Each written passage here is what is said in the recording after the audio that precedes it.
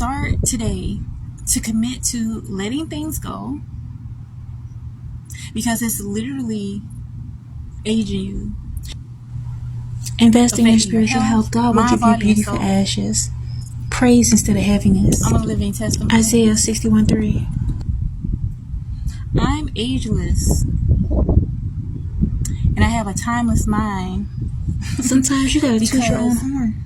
For real, for real. The things that I've experienced, I see as a major opportunity for me. Every experience I've had in my life has been a blessing, because instead of me being a hater, when I see somebody having success, I'm genuinely happy for them. That's a sign your time is coming. When I see somebody that has a family that really is down for them, and again, it could be an illusion now, because some people are with the shenanigans, with the facades. But when I can pick up on that there is genuineness within somebody's family dynamic, I'm genuinely happy for that. God, the universe is showing you what you can have. When I see someone going through something, and instead of me gloating, instead of me being happy for them, I'll even drop my head and pray for that person. By me not switching up over the years, because I've been like this all my life. I was even ridiculed for having a genuine heart, for having a soft heart, for being lighthearted. I remember even having elders tell me, some aunts told me at one point, and for some that could be watching my stuff on the low, hi, I'm happy healing, and I hope you do too.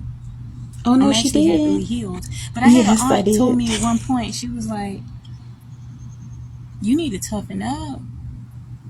You wear your heart on your sleeve. Actually, a couple of them said that. They laughed, they mocked me. But I would often see these same people that tried to get me to step outside of my character. And again, they may have said these things because it was out of fear. It was maybe how they had it to survive in life. But I come from a different belief system. I believe that God does not give you a thing in order for you to think that you know better. God has given me this ability to love, to be compassionate, to be nurturing for a reason. And this is why I limit my accessibility to certain people. Because I do operate out of duality. Although I could get in a position where I have to defend myself, I love to stay in my peacefulness. I love to stay in my calmness so I don't have to get that way. So I'm grateful. Even those lessons that those relatives give me, I realize that I trust God, and